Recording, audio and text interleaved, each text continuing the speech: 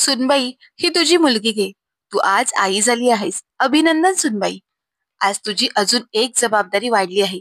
ज्याप्रमाणे तू माझ्या घराला खूप चांगल्या प्रकारे सांभाळला आहेस, त्याचप्रमाणे तू तुझ्या मुलीचा सुद्धा खूप चांगल्या प्रकारे सांभाळ करावा, अशीच माझी तुझ्याकडून अपेक्षा आहे. कारण एक आईच आपल्या बाळाला खूप चांगल्या प्रकारे सांभाळू शकते, त्याचं पालन पोषण करू शकते. तुझ्या आयुष्यात आलेल्या नव्या जबाबदारीसाठी तुला खूप साऱ्या शुभेच्छा. हॉस्पिटलमधून डिस्चार्ज मिळाल्यानंतर ते लोक घरी आले. घरी आल्यानंतर सुनबाईला तिच्या रूममध्ये सोडण्यात आले आणि तिच्या लहानग्या मुलीला सुद्धा तिच्या जवळ देऊन सासूबाई आपल्या रूममध्ये निघून गेल्या. त्या दिवसापासून पुढचे 12 दिवस सासूबाईंनी आपल्या सुनेला खूप चांगल्या प्रकारे खायला प्यायला दिले. तिची खूप चांगल्या प्रकारे सेवा केली.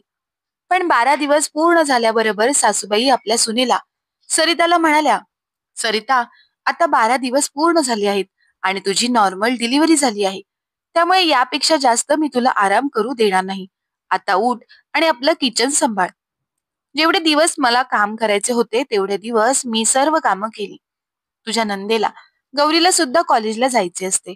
त्यामुळे सकाळी तिच्यासाठी डब्बा बनवून द्यावा लागतो. त्यामुळे तू आता उठून घरातील कामे करायला सुरुवात कर." "पण आई, आता फक्त 12 दिवस झाले आहेत. माझी कंबर खूप दुखते आणि माझे डोके सुद्धा दुखत राहते. मला अजून अशक्तपणा जाणवत आहे. मी उठून चालायला गेली तर मला चक्कर आल्यासारखे वाटते. अशा परिस्थितीमध्ये मी घरातील कामे कशी करू? जेव्हा माझ्या बहिणीला मुलगा झाला होता, तेव्हा माझ्या आईने तिला 40 दिवस अंथरुणावर उठून दिले नव्हते. आणि तुम्ही मला 12 दिवस झाल्याबरोबर लगेच उठून काम करायला सांगत आहात.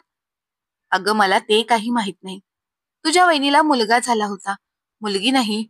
तुला मुलगी झाली आहे, त्यामुळे जास्त नखरे दाखवणे बंद कर." "अहो आई, डॉक्टर पण म्हणाले होते की मला 40 दिवस बेड रेस्ट करण्याची गरज आहे. तुम्ही 40 दिवस तर पूर्ण होऊ द्या. त्यानंतर मी घरातील सर्व कामे सांभाळेन." "हे बघ सुनबाई, तू मला ज्ञान देण्याचा प्रयत्न करू नकोस. घरातील कामे तर तुलाच करावी लागतील. भले तू ती कशीही कर. आणि ही गोष्ट विसरू नकोस की तुझ्या नवऱ्याला ऑफिसला जावे लागते, माझ्या मुलीला कॉलेजला जावे लागते आणि तुझे सासरे दुकानात जातात. त्यामुळे या सर्वांची कामे मी करू शकत नाही." आता सरिता काय करणार होती? तिला उठावे तर लागणारच होते. दुसऱ्या दिवशी सकाळी सरिता कशी तरी करून उठली. अंघोळी करून किचनमध्ये गेली. परंतु तिच्या मुलीला कोणीच उठवले नाही. तिच्या नवऱ्याने सुद्धा तिला उठवले नाही. सरिता आता घरातील काम करू लागली. तिने सर्वांसाठी नाश्ता बनवला. आपल्या नवऱ्यासाठी आणि नंदेसाठी डबा भरला. त्यानंतर आपल्या सासू सासऱ्यांना नाश्ता दिला. तेवढ्यात तिची मुलगी रडू लागली. तेव्हा सरिताने सासूबाईंना आवाज दिला आणि म्हणाली, "आई, जाऊन गुड्डीला बघा, ती का रडत आहे?" त्यावर सासूबाई रागातच म्हणाल्या, "अगं सरिता, तुला लाज वाटत नाही का? सासूला ऑर्डर देताना. ती किचन मधील कामे राहू दे, अगोदर जाऊन मुलीला बघ. मी तिचा लंगोट बदलणार नाही. तू स्वतः जाऊन ते बदल. मी माझ्या रूम मध्ये आराम करायला जात आहे आणि विनाकारण मला आवाज देऊ नकोस. तू स्वतः तुझ्या मुलीकडे लक्ष दे." सरिताची मुलगी गुड्डी रडत होती, त्यामुळे सरिता किचन मधून पटकन तिच्या रूम मध्ये गेली आणि तिला दूध पाजू लागली. पण आता मात्र स्वतः सरितालाच भूक लागली होती. कुटुंबातील सर्वांची कामे करताना तिला खायला सुद्धा वेळ मिळाला नव्हता. ती अर्धा तास आपल्या छोट्याशा गुड्डीला जवळ घेऊन बसली. तेव्हा कुठे ती झोपली. म्हणून सरिता पुन्हा किचन मध्ये आली. तिने विचार केला होता की किचन मध्ये जाऊन काहीतरी खाऊन घेते. पण भांड्यांचा आवाज आल्याबरोबर सासूबाई किचन मध्ये आल्या आणि म्हणाल्या, "सुनबाई, भांडी नंतर धुवून घे. त्या अगोदर थोडा वेळ आराम कर. नाहीतर तूच म्हणशील सासूबाईंनी थोडा वेळ सुद्धा आराम करायला दिला नाही. तसे तर किचन मध्ये सर्व कामे झाली आहेत. मग आता तू किचन मध्ये काय करायला आली आहेस?" "आई, मला भूक लागली आहे. मी माझ्यासाठी नाश्ता घ्यायला आली आहे." "काय, तू अजूनपर्यंत नाश्ता केलेला नाहीस?" सरिता आता नाश्त्याची प्लेट उचलतच होती, तेवढ्यात गुड्डी पुन्हा रडू लागली. तिच्या आवाजाने सरिता लगेचच आपल्या रूमकडे धावली आणि आपल्या मुलीला उचलून दूध पाजू लागली. दूध पिऊन झाल्यानंतर छोटी गुड्डी झोपी गेली. जेव्हा सरिताने आपल्या मुलीला पलंगावर झोपवली, तेव्हा ती पुन्हा रडू लागली.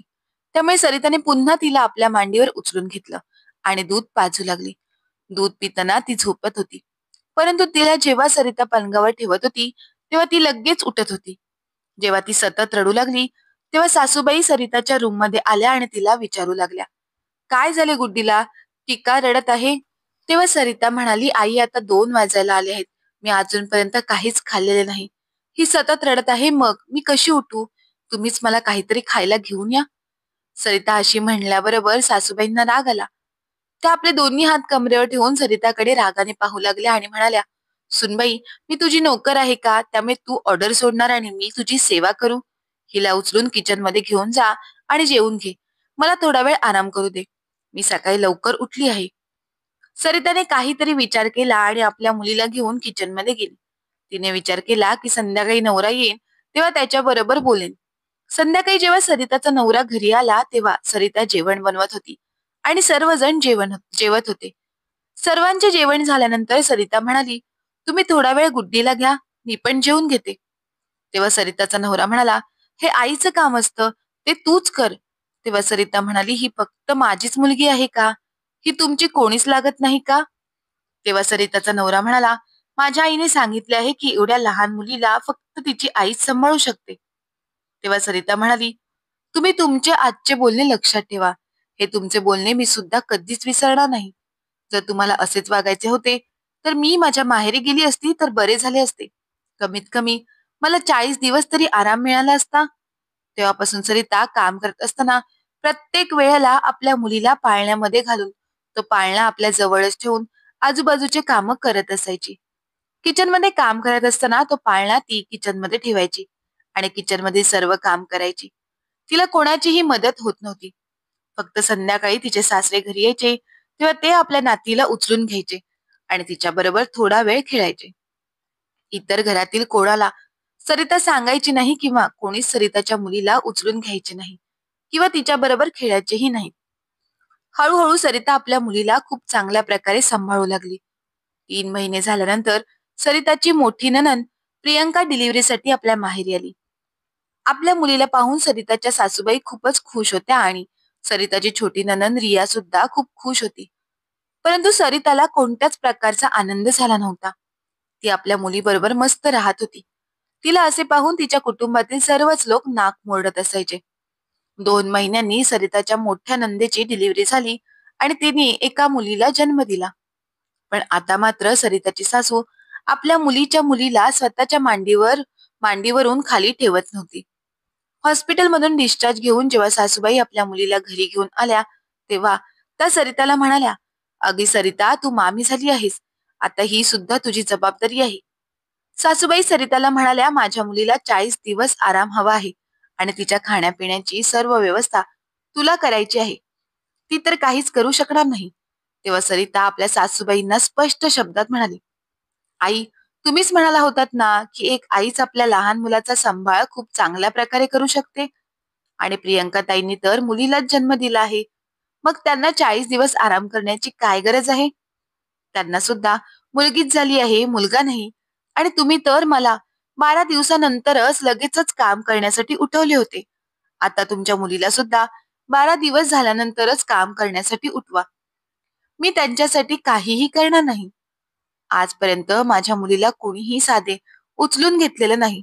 मग मी कोणाच्या मुलीची सेवा का करू? तेव्हा सरिताचा नवरा म्हणाला, सरिता, प्रियंका तिच्या माहेरी आली आहे, त्यामुळे तिची सेवा करणे तुझं कर्तव्य आहे.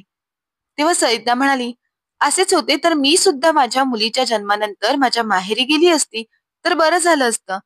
मला एवढ्या सर्व गोष्टी सहन कराव्या लागल्या नसत्या. जर तुमच्या बहिणीला मुलगा झाला असता तर गोष्ट वेगळी होती. कारण प्रियंका ताई तेव्हा सुद्धा आपल्याच आईची मुलगी राहिल्या असत्या. परंतु त्यांना आता मुलगी झाली आहे. त्यामुळे त्या आता एका मुलीच्या आई झाल्या आहेत. त्यामुळे त्यांच्या पोटी जन्म घेतलेली मुलगी तिच्या आईच्या भरोश्यावर मोठी होणार आहे. तुम्हीच मला म्हणाला होतात ना की लहान मुलांना त्यांचीच आई खूप चांगल्या प्रकारे सांभाळू शकते. त्यामुळे आता तर तुम्ही काही बोलूच नका. आता सरिताचा नवरा आणि सासू दोघेही एकमेकांच्या तोंडाकडे पाहू लागले. तेव्हा सरिताची नणंद प्रियंका म्हणाली, वहिनीला काय झालं आहे? तेव्हा सरिताचे सासरे म्हणाले, सुनबाई तर तेच करेल जसे तिला वागवण्यात आले आहे. जेव्हा तिला गरज होती तेव्हा तिची सेवा कोणीही केली नाही. मग आता तिच्याकडून हे लोक अपेक्षा का ठेवत आहेत? म्हणतात ना, आपण जसे करतो तेच आपल्या वाट्याला येते. सरिताच्या सासऱ्यांचे असे बोलणे ऐकल्याबरोबर सरिताची सासू, नवरा आणि तिच्या दोन्ही नंदांच्या माना शरमेने खाली झुकल्या. कारण सर्वांनाच आता आपल्या चुकीची जाणीव झाली होती. मित्रांनो, घरात आलेल्या सुनेला परक्यासारखी वागणूक द्यायची आणि आपल्या मुलीला मात्र आपुलकीने वागणूक द्यायची, हा कोणता नियम आहे? जी सून आपल्या घराला वारसा देते तिलाच आपण परक्या समान वागणूक द्यायची योग्य आहे का? याविषयी आपलं काय मत आहे ते आम्हाला कमेंट बॉक्समध्ये कमेंट करून नक्की कळवा.